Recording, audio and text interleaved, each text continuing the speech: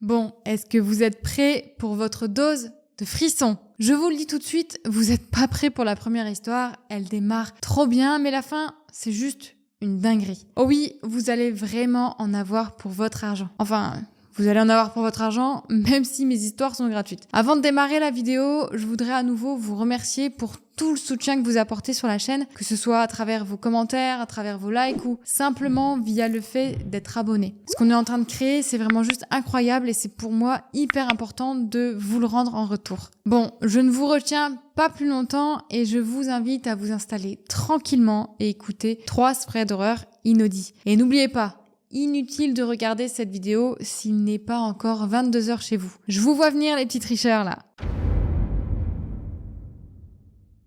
Pour cette première histoire, je vais vous raconter l'histoire d'Enzo qui a vécu un cauchemar en se rendant à un rendez-vous Tinder. Enzo a 23 ans. Il est vendeur dans un magasin de costumes sur Paris et tout va plutôt bien pour lui. C'est le début dans la vie active, il est heureux de gagner de l'argent et il vient de s'installer dans un nouvel appartement, donc tout baigne. Seul petit souci, Enzo est quelqu'un d'assez timide, donc il n'a pas de petite amie. Et pourtant, il rêve de trouver une petite amie avec qui il peut partir voyager, passer du bon temps ensemble et construire sa vie. Il faut savoir que l'histoire se passe en 2015 et donc les sites de rencontres sont de plus en plus en vogue à cette époque. Et le plus connu, c'est Tinder. Et Enzo veut tester ce site car pour lui, ça lui permet de faire plus facilement de nouvelles rencontres malgré sa timidité. C'est donc sur Tinder qu'il va tenter de se trouver une petite amie. Et moi, je trouve ça bien. En effet, quand t'es timide, un site de rencontre peut permettre de parler plus facilement. Enfin, c'est mon avis. Bref, après 2 semaines, il finit par avoir un rendez-vous avec une fille qui s'appelle Pauline. Elle est super mignonne, mais le problème, c'est qu'elle vit dans le 94, dans une toute petite ville. Enzo raconte qu'il y a 70 km qui les séparent. Ça fait beaucoup, mais ils décident ensemble de continuer à discuter, mais que prochainement, ils se verront pour faire plus ample connaissance. Alors je vous épargne les quelques semaines où ils ont passé à discuter, car Enzo dit qu'il ne s'est rien vraiment passé de spécial. Lui et Pauline ont discuté, et comme le courant passe bien, ils ont décidé de passer une soirée ensemble le vendredi soir qui arrive. Enzo est super motivé à l'idée de voir Pauline et c'est même très réciproque. On est donc vendredi soir, il est 18h30, Enzo sort du travail, va prendre une douche, se met sur son 31, prépare son GPS et part en direction de chez Pauline. 1h15 de trajet. Et oui, pour sortir de Paris, on sait tout ce que c'est, compliqué. Sauf que vous allez voir que le trajet qu'il va parcourir va virer au cauchemar. Et vous allez voir, Enzo, c'est aussi le roi de la malchance quand on y pense. Première chose, sa voiture fait des siennes.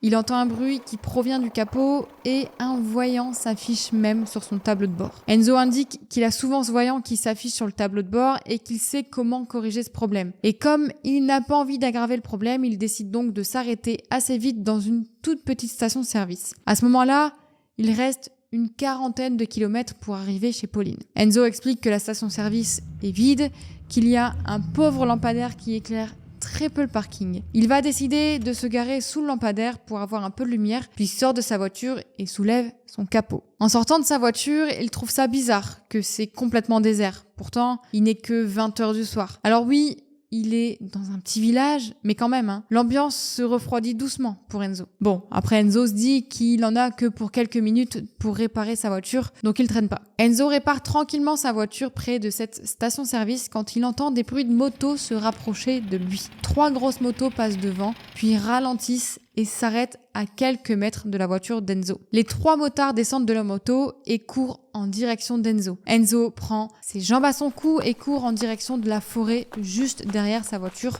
pour leur échapper. Enzo a beau courir très vite, il sent qu'un des motards est juste derrière lui et commence à lui attraper le bras, ce qui le fait tomber brusquement par terre. C'est fini pour Enzo. Il est par terre dans cette forêt et les 3 motards sont autour de lui. Enzo explique qu'il n'arrive même pas à crier à l'aide tellement son cerveau l'a abandonné. Les 3 motards prennent Enzo et le ramènent en dehors de la forêt, donc à l'endroit de la station-service où se trouve sa voiture, qui, je le rappelle, a toujours son capot grand ouvert. Et Enzo ne comprend pas pourquoi les 3 motards vont en direction de la station-service. Surpris, il entend les 3 motards parler aux vendeurs de la station-service et ils disent qu'il y a un fou qui rôde dans les parages et qu'il faut absolument prévenir la police. Enzo, il comprend pas. Il a rien fait de mal, c'est pas un mec dangereux. C'est quoi ce bordel? Et c'est ensuite, une fois que la police a été prévenue, que les 3 motards vont s'adresser à Enzo. En fait, ils n'ont pas tenté de le kidnapper. Bien au contraire. La vérité est juste hallucinante. Vous n'êtes pas prêt. L'un des 3 motards explique qu'en passant devant la voiture d'Enzo, il a vu une silhouette étrange derrière lui. Une silhouette qui s'apparentait à un homme qui tenait un couteau dans la main. Et c'est pourquoi il a tout de suite fait un signe à ses 2 amis pour foncer en direction d'Enzo et aller le protéger. En voyant les 3 motards, la silhouette a couru en direction des bois. Et ce qu'Enzo a réalisé, c'est qu'en fuyant dans la forêt, il suivait de près cette silhouette avec un couteau. Enzo a tout bonnement été sauvé par les 3 motards qui ont fait fuir cette fameuse silhouette. Et en plus, ils ont sauvé une seconde fois en l'empêchant de se perdre dans la forêt et de subir certainement un destin tragique. Enzo raconte qu'il est sous le choc quand les 3 motards lui racontent ce qui s'est passé et que l'arrivée de la police quelques minutes plus tard lui a fait énormément de bien. Malheureusement, et j'ai envie de dire, comme d'habitude, aucune trace de la silhouette quand les policiers sont arrivés. Il était bien trop tard. En revanche, les policiers ont affirmé que plusieurs enlèvements avaient eu lieu ces derniers mois et que c'était probablement cette même personne qui a voulu s'en prendre à Enzo. Chose cool, c'est que les 3 motards l'ont aidé à réparer sa voiture et il a pu tranquillement repartir en direction de chez Pauline. Waouh, ça fait froid dans le dos, d'imaginer Enzo tranquillement en train de réparer sa voiture alors que derrière lui, dans la pénombre, il y a une silhouette avec un couteau qui se dirige vers lui. Et bravo aux motards qui lui ont à coup sûr sauvé la vie. Bon, cette histoire est terminée, je vous propose qu'on passe à la 2e de cette vidéo. Et je peux vous garantir que cette histoire est bien réelle et vous comprendrez pourquoi à la fin. Alors petit aparté, si tu veux encourager gratuitement la chaîne, le meilleur cadeau que tu puisses me faire, c'est de mettre ton plus gros like sur cette vidéo. Je dis ça, je dis rien. En attendant, je te laisse reprendre la vidéo. Donc aujourd'hui, Emma nous partage son expérience qui s'est déroulée en 2018 pendant la période de Noël. Et accrochez-vous, parce que ça risque de vous donner des frissons, et surtout pour nous, les parents. Je vous précise qu'Emma n'est pas le vrai prénom de notre héroïne pour cette histoire, car elle a préféré rester anonyme. Donc l'histoire prend place le jour de Noël, et plus précisément le matin du 25 décembre. À cette époque, Emma a 10 ou 11 ans. Elle est donc encore une jeune fille, et pour elle, Noël c'est sacré. Elle sait qu'elle va avoir plein de cadeaux, et que cette journée sera super. D'autant plus que cette année, ils le fêtent tous ensemble chez sa tante. Donc elle verra tous ses cousins, tous ses cousines qu'elle adore. Donc le 25 décembre, Emma doit se rendre chez sa tante à midi. Et vous savez comment ça se passe le réveil? Dans ces moments, c'est toujours très tôt. Surtout que sa tante habite à 2 heures de route de la maison des parents d'Emma. Bref, sa mère vient réveiller Emma donc à 8 heures du matin pour être sûre qu'elle soit prête à temps. Mais au lieu de se préparer directement, Emma, elle commence à surfer sur Internet et à regarder différents articles qu'il y a sur le fil d'actualité de Google. Et oui, Emma est assez mature pour son jeune âge. Et là, on sait tous comment ça se passe. On commence par regarder une chose, puis une autre, puis on se perd et on se retrouve à lire des trucs qui ne nous intéressent même plus jusqu'à atterrir sur une vidéo de combat entre un crocodile et un serpent.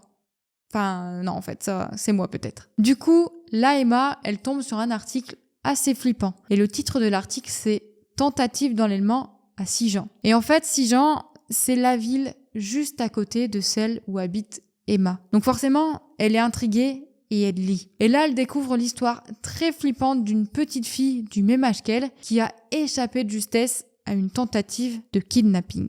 Et en plus, c'était à seulement quelques kilomètres de là où elle habite. Et puis dans cet article, il y a un portrait robot et une description de l'homme qui a essayé de kidnapper la jeune fille. Et plus Emma parcourt l'article, plus elle ressent un frisson de malaise. C'est jamais très agréable de savoir qu'un homme essaie de kidnapper des enfants, et encore plus quand ces enfants ont le même âge que vous et qu'ils se baladent en liberté pas loin de chez vous. Bref, selon l'article, c'est un homme qui a une 40aine d'années, qui possède un 4x4 noir avec un sticker de serpent dessus. Il a des lunettes noires, toutes sortes de bijoux aux doigts, une barbe mal rasée et des cheveux courts laissant apparaître une cicatrice sur son front. Rien de rassurant déjà, ça ressemble même un peu au cliché du kidnappeur ou du prédateur sexuel. Bien sûr, sans offense pour ceux qui ont un sticker serpent sur leur voiture. Bref, une fois qu'elle a fini de lire, elle passe à un autre article sur les animaux d'un zoo, puis sur le cadeau le plus demandé de ce Noël. Puis elle lit encore d'autres articles et au bout d'une bonne demi-heure, elle part se préparer pour aller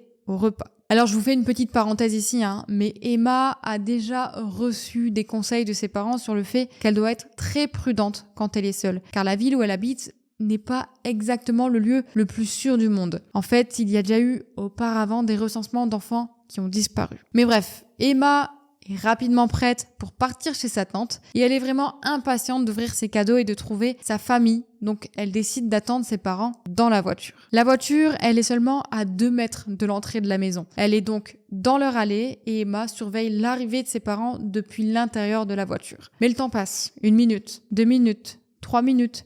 Et au bout de 5 minutes, personne ne sort. Donc là, Emma, elle en a un peu marre d'attendre. Alors elle décide de sortir de la voiture pour aller prévenir ses parents de se dépêcher, parce qu'à ce rythme-là, ils vont arriver en retard pour le repas de Noël. Et oui, Emma, elle est un peu pressée. Mais au moment où elle sort de la voiture, Emma entend un bruit de moteur qui vient de derrière elle et qui se rapproche doucement. Donc elle se retourne pour voir ce qui se passe et là, elle voit un 4x4 noir qui s'arrête à côté d'elle. Bizarre, le 4x4 noir, ça vous rappelle pas quelque chose ? Et puis l'homme au volant descend sa vitre et d'une voix douce, il demande à Emma de l'aider à chercher son chien qui s'est échappé de chez lui ce matin. Alors il faut savoir qu'Emma, c'est une amoureuse des animaux. Et du coup, bien sûr, elle veut aider le monsieur à retrouver son chien. Mais Emma, elle veut plus d'informations sur le chien pour être plus efficace. Donc elle demande à l'homme à quoi le chien ressemble, comment il s'appelle. Mais bizarrement, l'homme commence à montrer des signes d'agitation et d'impatience. Et ses paroles deviennent plus dures. Il dit à Emma de se dépêcher de monter dans la voiture rapidement parce que sinon, il aura moins de chances de retrouver son chien. Et là,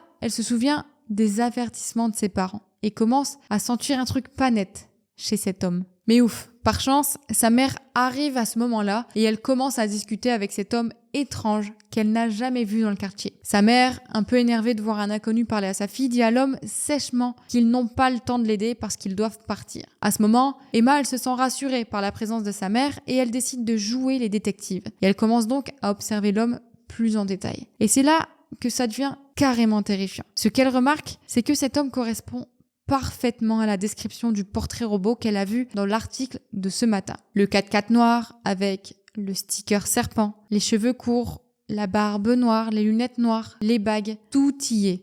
Même la petite cicatrice sur le front. Et à ce moment, le kidnappeur, il ne sait pas qu'il est démasqué. Et il essaie encore de les convaincre. Mais heureusement, le père d'Emma arrive. Et l'homme dans le 4x4 noir est pris de panique. Du coup, il simule un appel téléphonique d'urgence et s'en va en prétendant que quelqu'un a retrouvé son chien. Le problème, c'est qu'à ce moment, l'individu, il n'a pas de téléphone en main. Donc clairement, il parle tout seul. Enfin bref, l'homme démarre et part en trombe. Finalement, Emma ne dira jamais ce qu'elle sait à ses parents par peur de se faire gronder. En fait, si ses parents apprennent qu'elle a parlé à un inconnu et en plus qu'elle savait que c'était un kidnappeur, ils vont très mal le prendre. Du coup, personne n'a appelé la police et ce monsieur recherché n'a pas été signalé. Pourtant, cette rencontre a laissé des séquelles profondes dans l'esprit d'Emma. Et si Emma était montée dans la voiture de cet homme pour l'aider à chercher son chien, elle ne peut pas s'empêcher d'y penser. Mais au moins, grâce à cette rencontre, elle fera encore plus attention les prochaines fois. Cette histoire paraît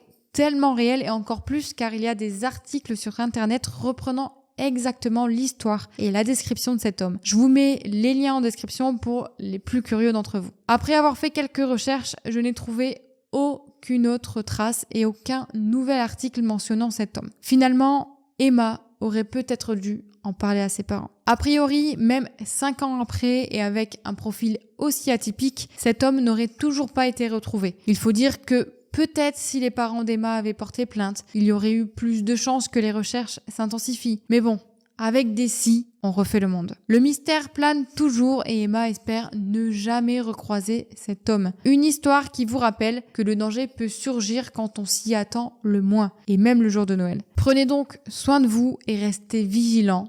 On ne sait jamais ce qui peut arriver. Cette histoire m'a complètement glacé le sang et j'ai tout de suite été serrer mon enfant très fort dans mes bras et je lui ai expliqué de ne jamais monter dans une camionnette ou dans la voiture de quelqu'un qu'il ne connaît pas. Mais bon, Il est encore un peu trop jeune pour comprendre, donc il n'a pas vraiment assimilé ça. Bon, je n'en ai pas fini avec vous. Avec cette dernière histoire qui est aussi sous le thème des applications de rencontres, je pense que vous n'oserez plus aller en date sans essayer d'aller fouiller le passé de vos prétendants ou de vos prétendantes.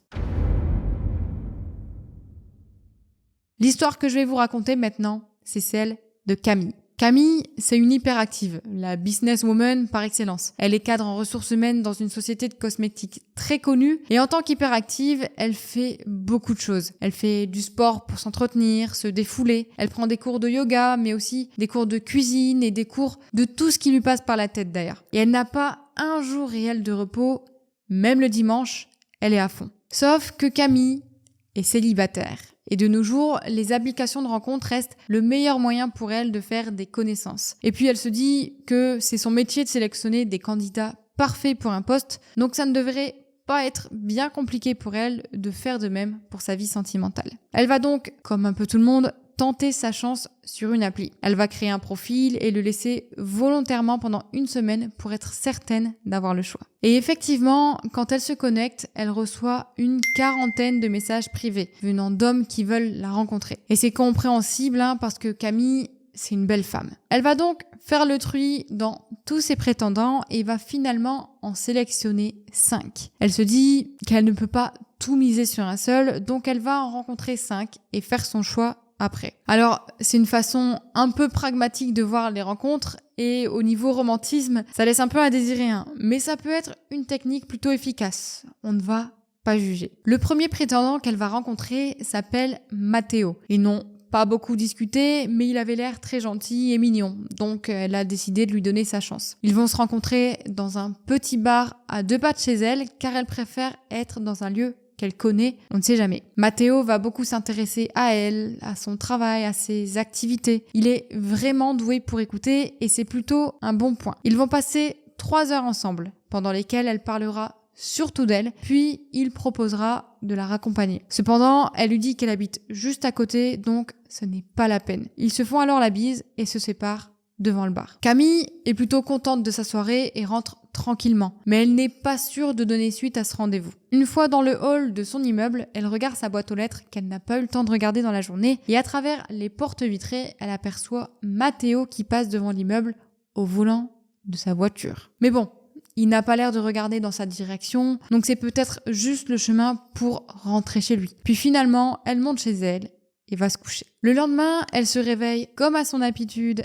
à 7h du matin pour aller travailler et elle voit qu'elle a déjà un message de Matteo sur son téléphone. Elle n'aime pas trop ça. Il devient déjà un peu collant et elle décide donc de juste l'ignorer et d'aller travailler. En fin d'après-midi, elle va recevoir de nouveau un message et va aussi l'ignorer. Dans le mois qui va suivre, elle va rencontrer les 4 autres hommes qu'elle avait sélectionnés sur l'application. Et à chaque fois, les rendez-vous se passent plutôt bien, mais à chaque fois, elle n'a plus aucune nouvelle. Bon, Camille, elle n'est pas spécialement égocentrique, mais elle sait qu'elle est plutôt jolie, gentille et pas idiote. Donc, après un seul rendez-vous, qui en plus se passe plutôt bien, pourquoi les 4 types l'ont totalement zappé? Surtout que certains avaient dit qu'ils la recontacteraient. Mais bon, comme Camille a son petit ego, elle ne va pas aller les relancer, donc elle en est de retour au même point. Pour ce qui est de Matteo, elle a fini par bloquer son numéro. Elle recevait des messages presque tous les jours et ça l'énervait. Une fois, il est même venu à son travail le midi. Et heureusement pour elle, la personne de l'accueil a appelé avant de le laisser monter et a dit à Matteo que Camille était absente. Un jour, elle a même reçu un message d'un numéro inconnu et c'était encore lui qui lui proposait d'aller manger au restaurant. Et cette fois-ci, c'était trop. Elle va lui répondre qu'elle ne veut pas de relation avec lui et demande à ce qu'il la laisse tranquille. Ensuite, elle bloquera aussi ce numéro. Puis les choses ont l'air de se calmer. Sauf qu'un jour, le cousin de Camille passe la voir. Ils font du yoga ensemble, du coup, il est passé la chercher pour aller au cours et il va la ramener chez elle, monter, discuter et repartir 15 minutes après. Et à peine il est sorti de l'immeuble que Matteo lui saute dessus, le poing armé, prêt à le cogner. Il lui demande pourquoi il est avec Camille et pourquoi il essaie de lui voler sa copine. Et le cousin va tenter de le calmer, de lui expliquer qu'ils sont juste allés faire du yoga ensemble et que c'est sa cousine. Matteo se souvient très bien du prénom de son cousin avec qui elle fait du yoga. Elle lui en a parlé pendant leur rendez-vous. Il lui demande donc son prénom et il lui répond Octave. Un prénom pareil, ça ne s'invente pas. Matteo comprend donc que c'est vraiment le cousin de Camille et décide de simplement s'enfuir en courant. Et lorsque son cousin remonte pour raconter ce qui vient de se passer à Camille, Camille et lui décident finalement d'aller à la police. Pendant l'enquête de routine, la police va s'apercevoir que Matteo n'est pas allé au travail depuis près d'1 mois. Ils vont aussi visiter son studio, mais il semble qu'il ne soit pas rentré depuis longtemps. Le peu de nourriture qu'il y a dans le frigo est complètement moisi. Et comme tout ça semble suspect et qu'il y a harcèlement et agression, les policiers vont demander à son opérateur téléphonique de le localiser. Et lorsque c'est fait, ils s'aperçoivent qu'il se trouve à 2 rues de là où habite Camille. La police va alors l'arrêter pendant qu'il dort dans sa voiture et visiblement, il dort depuis un moment vu le bazar et l'odeur. Pendant la garde à vue, ils vont regarder son téléphone et trouver des photos de Camille avec 3 hommes différents, toujours à une table du même bar à côté de chez elle. Elle confirmera que ce sont ces 3 prétendants et donnera les 3 pseudos à la police. Elle leur donnera aussi le nom du 4e prétendant, même s'il a dû échapper à Matteo, parce qu'aucune photo de lui ne se trouve dans son téléphone. Mais elle trouve ça un peu étrange parce qu'elle l'a amené lui aussi dans le même bar. Mais quand la police a réclamé les informations à l'application, celles du 4e qui n'étaient pas présents sur les photos se sont avérées fausses et la police n'a jamais réussi à le retrouver. Étrange, mais ce n'est pas tout. Après enquête, il s'est avéré que Matteo a agressé ou menacé les 3 autres prétendants qu'il avait en photo. L'un d'eux a même voulu se défendre et a fini à l'hôpital pour 2 points de suture. Autre fait troublant, Matteo, qui ne travaillait plus et n'était plus payé, avait plus de 1 000 € en liquide sur lui, alors que son compte était dans le rouge depuis des mois. Et lorsqu'on lui a demandé si quelqu'un l'avait aidé et pourquoi il avait autant d'argent sur lui, il n'a jamais voulu répondre. Et on n'en sait toujours pas plus. Alors, pourquoi avait-il autant d'argent sur lui? Pourquoi l'un des prétendants de Camille avait un faux profil et en plus, c'était le seul que Matteo n'avait pas pris en photo? Dites-moi un peu vos suppositions pour ça. Il faut savoir que Camille n'a pas donné de nouvelles, donc on ne sait pas du tout comment elle s'en est sortie psychologiquement après ces fameux épisodes. C'en est fini de ce thread d'horreur. J'espère qu'il vous a plu. En tout cas, j'ai adoré vous les raconter. Alors, pour les coups, je suis tombée sur 2 threads qui parlent de sites de rencontres. Alors, les mécaniques sont totalement différentes. C'est pour ça que je me suis permise de les mettre ensemble. Mais j'espère, pour ceux qui utilisent les sites, que vous ne serez pas trop effrayés. Si vous les avez aimés, n'hésitez pas à vous abonner, mais aussi à mettre un gros like, ça nous fait toujours plaisir. Je vous rappelle que si vous voulez participer vous aussi et que votre histoire soit racontée, vous n'avez qu'à envoyer votre histoire à l'adresse mail que vous trouverez du coup en description. Sur ce, je vous dis à bientôt pour d'autres frissons